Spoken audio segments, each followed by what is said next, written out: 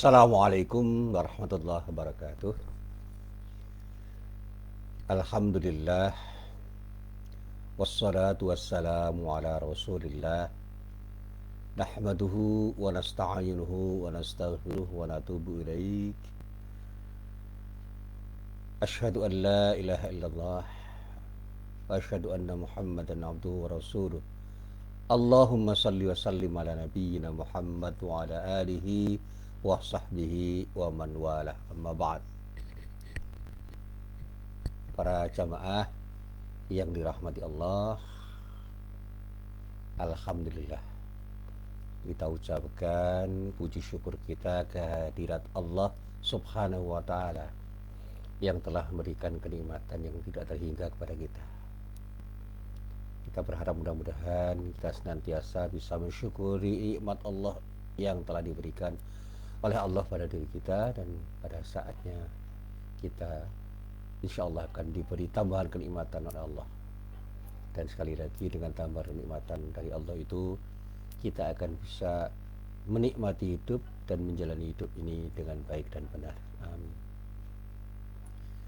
Para jamaah yang dirahmati Allah, ada satu ayat yang saya coba untuk saya renungkan bacaan saya, yaitu ayat yang terdapat di dalam surah Al-Maidah, tepatnya pada ayat 77.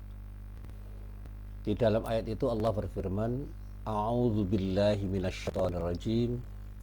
Qul ya ahlal kitab la taghlu fi dinikum ghairal haqq wa la tattabi'u ahwa'a qaumin qad adallu min qabl wa adallu katsira wa adallu an sawa'is sabil.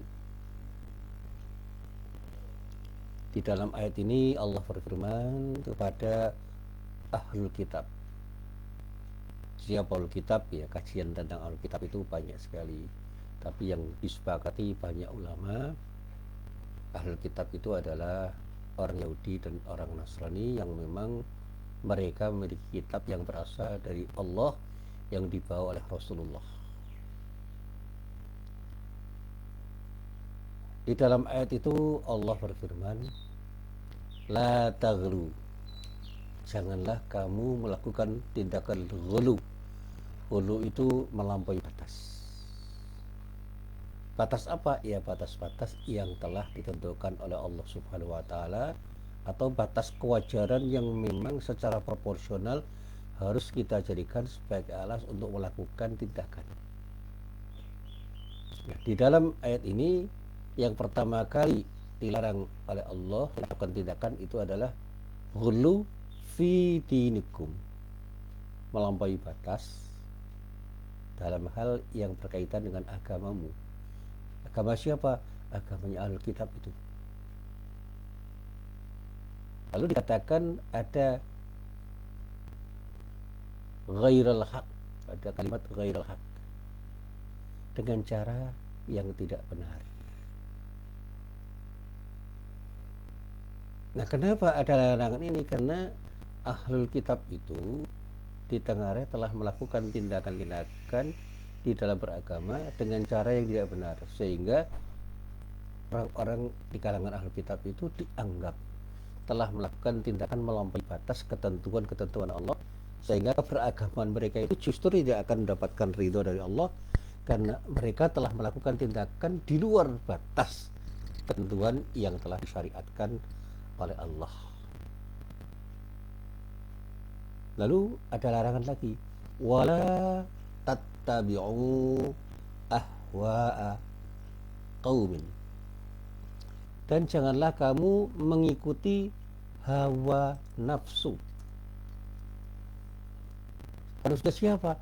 Hawa nafsu orang-orang yang di tengare, qad adallu, yaitu orang-orang yang telah melakukan kesesatan. Kapan? Ya, dulu sebelum kedatangan Nabi Muhammad sallallahu alaihi wasallam. Katakan min qabl itu artinya sebelum kedatangan Rasulullah Nabi Muhammad sallallahu alaihi wasallam. Lalu ada kalimat lagi wa adallu katsira, dan mereka juga telah menyesatkan mayoritas manusia.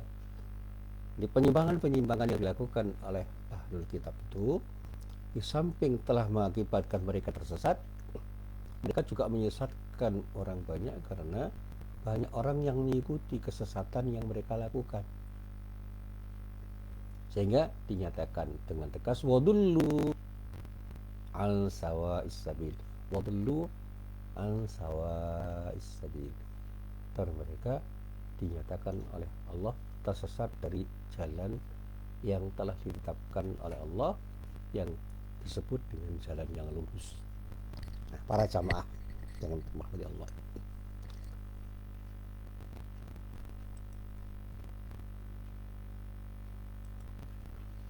di dalam ayat yang telah dibaca ini, Allah mengingatkan kepada kita bahwa dulu ada orang yang sesat, dan kesesatan yang mereka alami itu justru mereka tularkan. Kalau sekarang mereka viralkan. Dan sekarang ini banyak sekali orang-orang yang sebenarnya tidak benar, tetapi kemudian memviralkan gagasan-gagasan yang tidak benar itu, dan bahkan mencoba mengajak orang lain untuk juga melakukan tindakan yang tidak benar yang mereka lakukan karena mereka melampaui batas-batas ketentuan agama.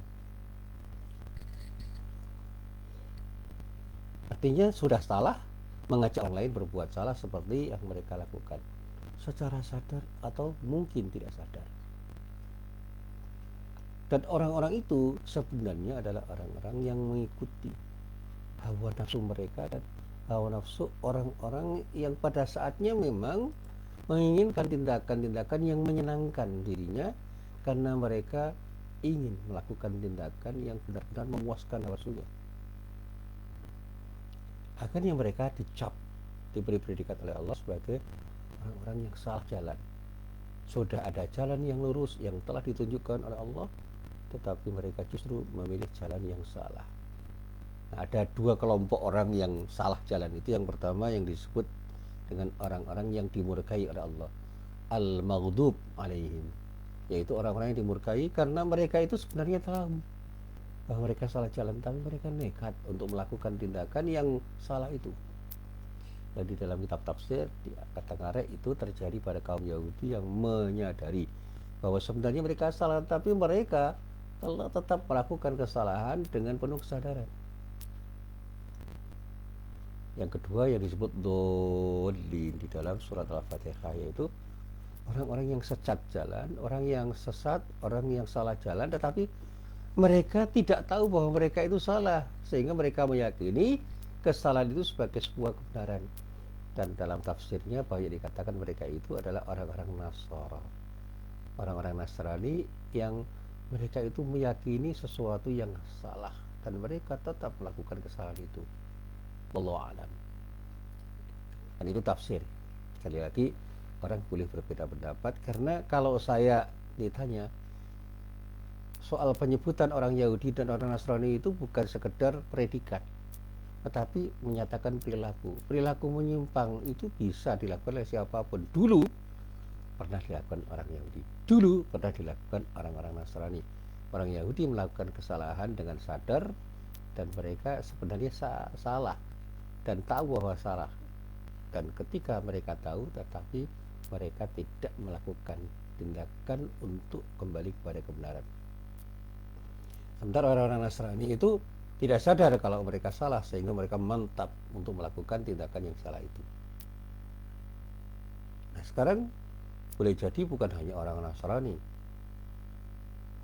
yang merasa bahwa mereka itu telah melakukan tindakan yang benar padahal salah, atau melakukan kesalahan dengan sadar padahal mereka itu bukan orang Yahudi. Yang selalu saya sampaikan, perbuatan-perbuatan maksiat yang dilakukan oleh orang, banyak sekali yang dilakukan oleh orang itu dengan kesadaran diri bahwa mereka itu sebenarnya telah melakukan perbuatan yang salah. Nah, orang yang berzina itu sebenarnya hati kecil mereka mengatakan ini perbuatan yang salah, tapi karena dorongan hawa nafsunya mereka melakukannya. Orang-orang yang melakukan tindak pidana korupsi, mereka itu sebenarnya banyak yang tahu bahwa korupsi itu tidak baik, tapi mereka melakukan tindakan itu dalam rangka untuk memuaskan hawa nafsunya. Karena apa? Pengen secara cepat dapat uang, dapat duit, pengen cepat kaya. Kalau ada yang diistilahkan dengan money politik, politik uang, apakah mereka itu tidak tahu bahwa riswah, suap menyuap itu adalah tindakan yang tidak benar? Tahu kok, mereka banyak yang tahu, tapi mereka melakukannya karena mereka punya tujuan untuk meraih sesuatu yang mereka inginkan. Jadi apapun yang sebenarnya mereka sadari sebagai perbuatan yang tidak benar, perbuatan yang tidak baik, perbuatan yang haram, mereka lakukan karena ada sesuatu yang lebih mereka pentingkan dibandingkan dengan tindakan itu, yaitu meraih sesuatu yang betul-betul mereka inginkan pada saat itu. Untuk meraih jabatan, boleh buat mereka melakukan tindakan korupsi dengan cara melakukan money politik misalnya. Riswah itu kan bagian dari korupsi juga. Demikian juga banyak orang yang ingin meraih jabatan dengan cara menendang orang lain, menyikut orang lain, menyisihkan orang lain dengan secara tidak benar. Sehingga kompetisi di dalam sebuah manajemen perkantoran yang seharusnya mereka ikuti aturannya itu menjadi tidak jalan hanya karena ada sejumlah orang yang menginginkan sesuatu yang seharusnya tidak mereka lakukan. Nah, para jamaah yang dirahmati Allah, seringkali saya coba untuk saya kembangkan dengan secara sederhana begini. Setelah saya mencoba untuk mengkaji baik dalam kitab suci Al-Quran yang tentu saja saya harus menuju pada kitab-kitab tafsir dan juga hadis-hadis Nabi Muhammad SAW beserta syarah atau penjelasannya, saya temukan beberapa penjelasan yang menyatakan bahwa ternyata iblis dan setan yang menjadi pengikutnya itu sangat benci kepada orang yang suka mendalami ilmu-ilmu agama dengan baik dan benar. Jadi orang yang melakukan tindakan tafaqquh fiddin dan mengamalkannya dengan sikap istiqomah itu dibenci oleh iblis dan anak buahnya. Bahkan kata para ulama, iblis atau setan yang berasal dari komunitas jin itu pada umumnya sangat takut kepada mereka yang betul-betul ingin mendalami ilmu agama dan betul-betul ingin mengamalkan ilmu agama itu. Apalagi yang sudah jelas-jelas mengamalkannya dengan ilmu yang dalam. Dan sebaliknya iblis dan juga para pengikutnya itu sangat suka kepada orang-orang yang jahil, yang bodoh. Nah, jahil itu bukan sekedar bodoh, yang seringkali disebut oleh orang barat sebagai kelompok yang tidak tahu bukan karena tidak tahu tetapi tidak mau tahu. Orang yang bersikap masa bodoh itu juga jahil. Sehingga jahiliyah dalam konteks kekinian itu tidak harus dikatakan pada orang yang tidak tahu, tetapi orang yang pura-pura tidak tahu atau orang-orang yang tidak mau tahu atau orang-orang yang cuek, acuh tak acuh, sehingga akhlaknya tidak terbangun dengan baik meskipun dia tahu bahwa mereka itu pada saatnya sudah melakukan tindakan-tindakan yang tidak baik dengan akhlak yang dilakukan, diamalkan oleh dirinya.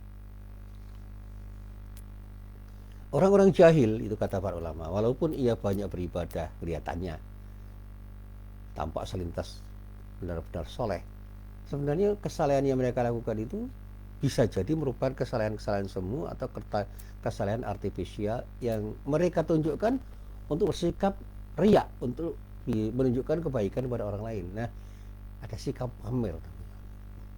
Jadi sekarang itu ada istilah pencitraan, mencitrakan diri menjadi orang baik. Dan kita harus yakin bahwa iblis itu tidak akan pernah berhenti menggoda orang-orang yang berilmu. Sehingga ada ilmuwan yang tidak punya integritas karena digoda oleh iblis dengan anak buahnya, tentu saja dengan sifat khanasnya, datang pergi dengan tenang dan nyaman tanpa merasa pernah dosa, terus melakukan tindakan dalam rangka untuk membisikkan sesuatu kepada manusia dan terus berusaha untuk menyelewengkan manusia dari kebenaran yang memang harus mereka ikuti. Sehingga siratal mustaqim, jalan yang lurus yang seharusnya diikuti oleh orang-orang yang tahu kebenaran itu pun kemudian dibelokkan oleh iblis dengan cara yang bermacam-macam.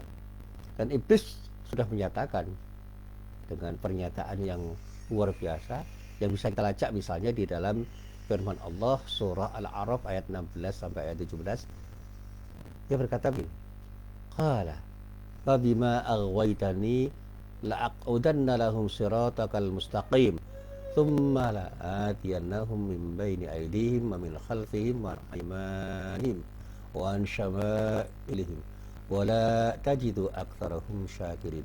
Iblis itu pernah mengatakan begini di hadapan Allah, ya Allah, karena engkau telah menghukum diri saya itu menjadi orang yang sesat dan saya benar-benar akan menghalangi mereka dengan cara saya. Dari apa? Dari jalanmu ya Allah yang lurus itu.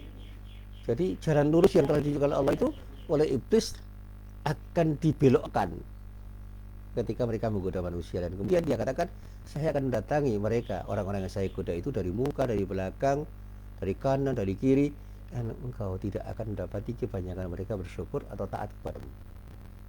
Dan ini yang juga dijelaskan oleh Nabi di dalam sebuah sabdanya, inna syaitana yajri minal insani majrad dam wa inni khasyitu ayyulqiya fi anfusikuma syai'a. Sesungguhnya setan itu mengalir di tubuh manusia, jadi mengalir di manusia seperti aliran darah.